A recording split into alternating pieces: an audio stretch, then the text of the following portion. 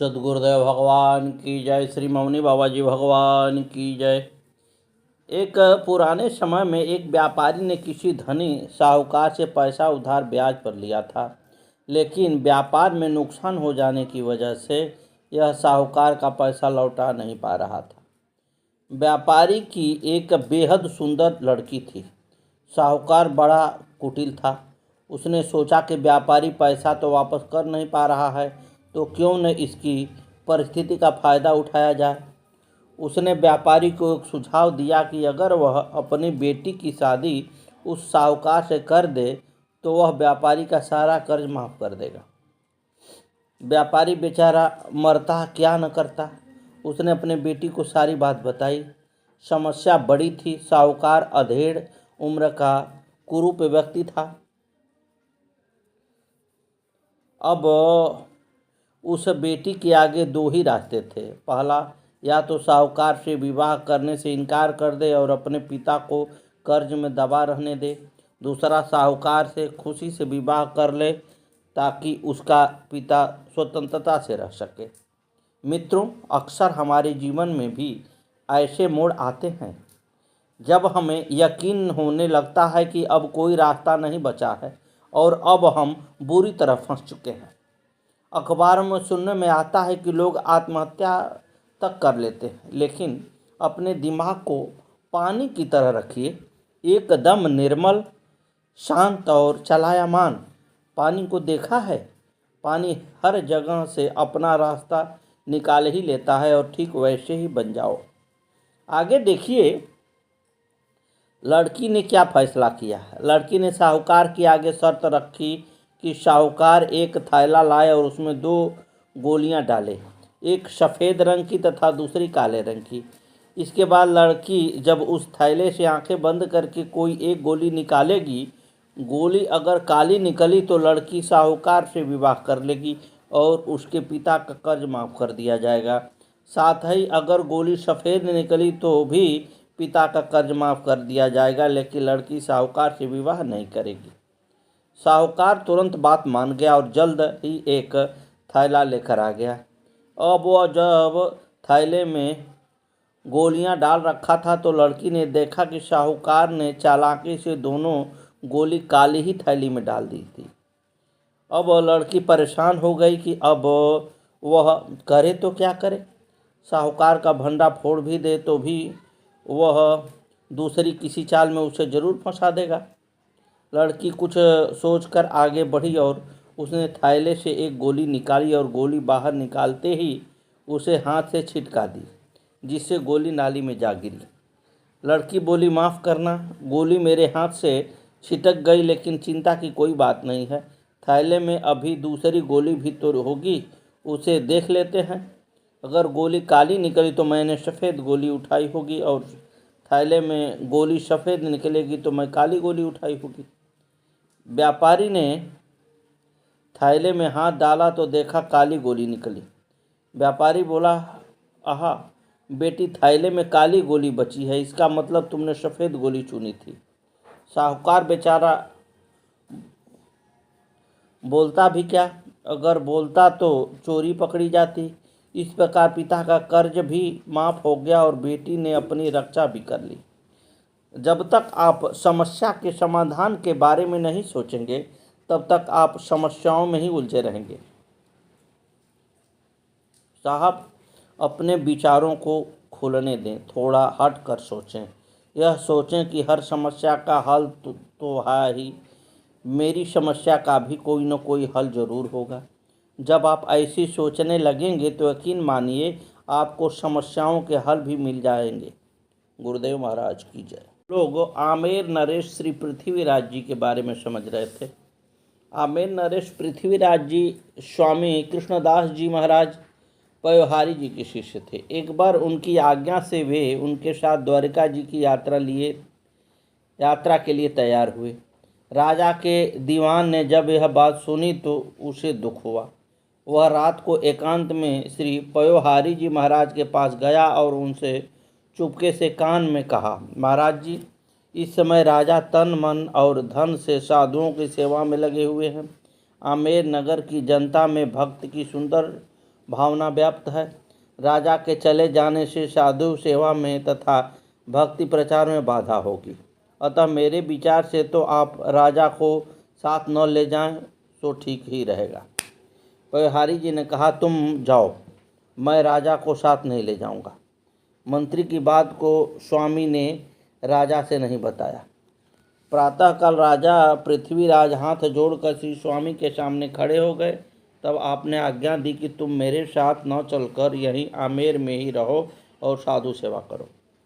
राजा ने श्री पयोहारी जी से प्रार्थना की कि प्रभु, मैं श्री द्वारिकानाथ जी के दर्शन, श्री गोमती संगम में स्नान एवं भुजाओं में शंख चक्र की छाप धारण करूं, इसलिए आप अपने मन से मुझे भी साथ ले चलने की इच्छा कीजिए। श्री स्वामी जी ने कहा, राजन, तुम अपने मन में तनिक भी चिंता न करो।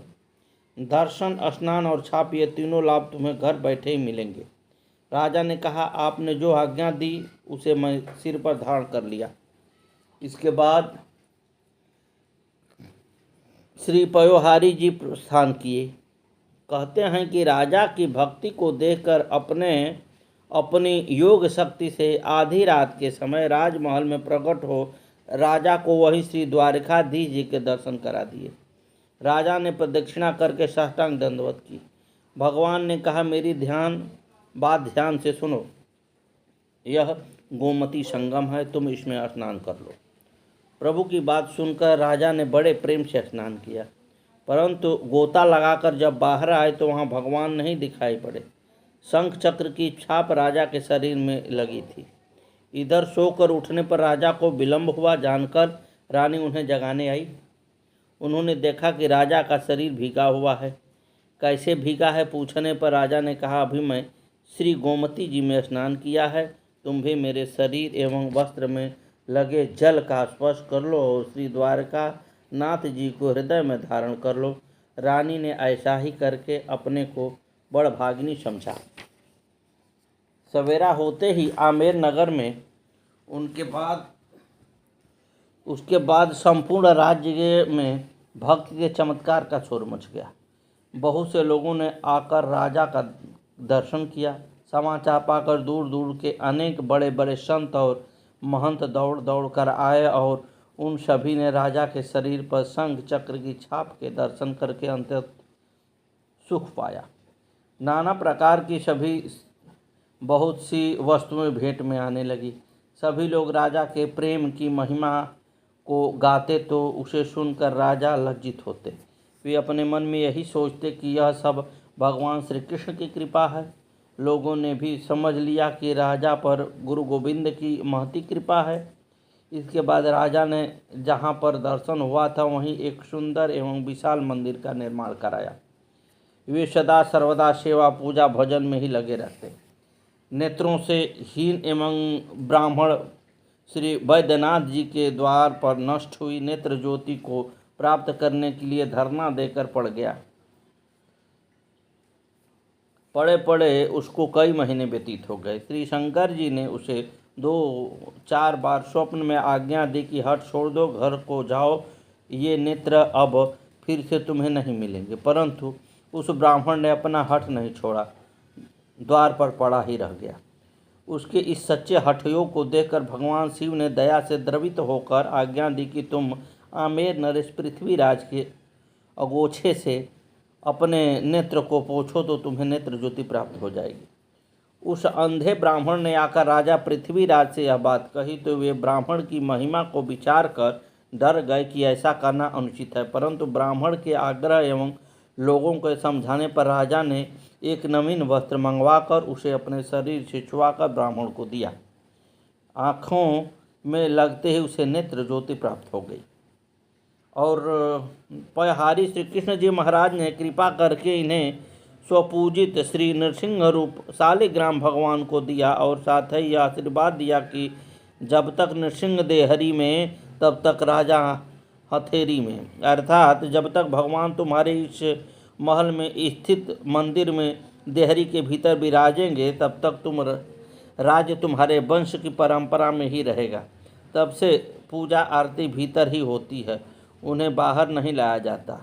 आरती के बाद सिंहासन से संपुट उठाकर देहरी के भीतर से ही पुजारी लोग उपस्थित भक्तों को दर्शन करा देते हैं।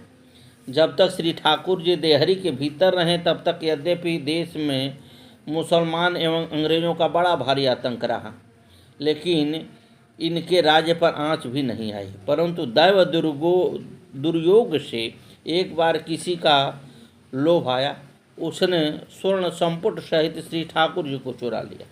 यदि खोज होने पर श्री ठाकुर जी मिल गए और पुनः अपने महल मंदिर में विराजे, परंतु देहरी से बाहर तो हो ही गए। फलस्वरूप देश के स्वतंत्र होने के बाद नई शासन व्यवस्था में जब भी राज्य का विलय भारत में हुआ, तब इसका भी अलग अस्तित्व समाप्त हो गया। पृथ्वीराज के वंशजों के हाथ से राज्य निकल गया। श्री पयहारी जी का वाक्य सत्य हो गया। श्री पृथ्वीराज जी ऐसे क्षमाशील थे कि एक बार एक मंत्री ने छल करके इनके राजकोष से बहुत सा धन चुरा लिया, परंतु इन्होंने उसे क्षमा कर दिया। यद्यपि अन्य सभी लोगों ने बहुत प्रयत्न किया कि इन मंत्री को दंडित किया जाना चाहिए क्योंकि इसने धन की हानि की है, आपने यह कहकर सबका समाधान किया कि इस मंत्री महोदय के द्वारा राज्य को लाभ भी बहुत हुआ है, अतः यह सामान्य हानि हर हाल में क्षम्य ही है। राजा की इस क्षमाशीलता का मंत्री के ऊपर बड़ा भारी प्रभाव पड़ा। उसने अपना अपराध स्वीकार कर सब धन लौटा दिया और वह अपने सर्वस्व दुर्गुणों का परित्याग कर भक्ति पंथ पर आरूढ़ हो गया। ऐसे आपके अनेक उदार चरित्र हैं जिसके द्वारा प्राणियों को सद प्रेरणा मिलती रहती है। भक्त राजागण। राजाओं के वंश में एक राजाओं ने भगवान के भक्तों की बहुत अधिक सेवा की। श्री जयमल जी की साधु सेवा एवं संत सम्मेलन के विशाल आयोजन से उनकी राजधानी मेड़ता दूसरी मथुरा के समान जान पड़ने लगी।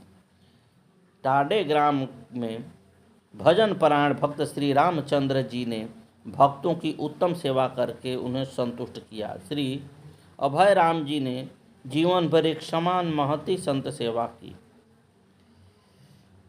मारवाड़ नरेश राव दूधा जी के 3 पुत्र थे, रायमल जी, बीरमल जी और रत्न सिंह जी। रायमल जी के पुत्र थे राजा जयमल और रत्न सिंह जी की पुत्री थी मीराबाई। इस प्रकार जयमल जी और मीरा जी भाई बहन थे। श्री जयमल जी की उदारता एवं संत सेवा निष्ठा का एक प्रसंग भक्तदास गुण चरित्रणी में इस प्रकार वर्णित है। एक बार संतों की जमात इनके यहाँ टिकी थी। उन्हीं दिनों उन संतों में से एक संत के श्री गुरुदेव वहीं पास के गांव में आए हुए थे। संत के मन में अपने गुरुदेव जी से दर्शन की प्रबल इच्छा हुई, परंतु दैवयोग से पाँव में अत्यंत पीड़ा होने से वे चलने में सर्वथा असमर्थ थे। इधर गुरुदेव दर्शन की इच्छा थी अत्यंत बलवती थी, अतः संत ने श्री जयमल जी से कहा कि मेरे गुरुदेव अमुक गांव में ठहरे हुए हैं, मेरे पाँव में पीड़ा हो रही है, अतः आप यदि अपना घोड़ा दे दें तो उस पर सवार होकर मैं श्री गुरुदेव जी का दर्शन कराऊं। श्री जयमल जी ने तुरंत अपना घोड़ा संत को दे दिया। वे बड़े ही प्रसन्न मन से आरूढ़ होकर गुरुदेव का दर्शन करने गए। दर्शन करके जब लौटने लगे तब श्री गुरुदेव की दृष्टि उस घोड़े पर पड़ी। घोड़े का रंग रूप चाल ढाल देखकर उनका मन ललचा गया। घोड़े को लेने के लिए सुजान शिष्य ने गुरुदेव के मन की बात जानकर सहर्ष उन्हें वह घोड़ा समर्पित कर दिया। वहाँ श्री जयमल जी से आकर सब बात सच सच कह दी। संत की गुरु निष्ठा देखकर वे बड़े प्रसन्न हुए और बोले, आपको अथवा आपके गुरु जी को यदि और घोड़े चाहिए तो और ले जाइए, हमारा तो सर्वस्व संतों का ही है। श्री जयमल जी की संत सेवा निष्ठा को देखकर वे संत बहुत प्रसन्न हुए। आशीर्वाद देते हुए उन्होंने इनके भक्ति भाव की प्रशंसा की। राजा श्री जयमल जी मेड़ता में रहते थे। श्री भक्ति देवी के सुंदर स्वरूप को वे जानते थे। आपका अपने ठाकुर जी के प्रति बड़ा अनुराग था। श्री ठाकुर जी का मंदिर नीचे मंजिल में था। ऐसा मानकर आपने गर्मी के लिए छत के ऊपर हवादार सुंदर कमरा बनाया। श्री ठाकुर जी के उस शयनगार में जाने के लिए राजा श्री जयमल ने एक लकड़ी की सीढ़ी बनवाई। उसके द्वारा उसमें जाकर आप स्वयं पुष्पादि से शय्या की रचना करते एवं शयन भोग जल आदि सभी वस्तुएं यथास्थान नीचे रखकर उतर आते और सीढ़ी को वहां से हटाकर अलग कर देते, जिससे कोई दूसरा वहां न जा सके। कमरे में थोड़ी दूर अलग बैठकर मन ही मन आप ध्यान करते कि लाल जी शय्या सुखपूर्वक शयन कर रहे हैं। भगवत सेवा की इस रहस्य को आपकी रानी भी नहीं जानती थी। एक बार रात में उसने सीढ़ी लगाई और थोड़ी सा पर्दा हटाकर झांक कर देखा तो उसमें एक सुंदर सुकुमार किशोर बालक शयन करता हुआ दिखलाई पड़ा। रानी पुनः पुनः चाँप उतर आई और निसेनी को यथास्थान रखकर महल में चली गई। प्रातःकाल आकर रानी ने अपने पतिदेव को सब बात सुनाई और कहा कि मेरा मनोरथ पूर्ण हो गया। राजा श्री जयमल ने उसे डांट फटकार कर डरा दिया कि फिर कभी ऐसा नहीं करना, और मन ही मन यह जानकर प्रसन्न हुए कि इसके बड़े भाग्य हैं जो इसे श्री लाला जी के दर्शन हुए।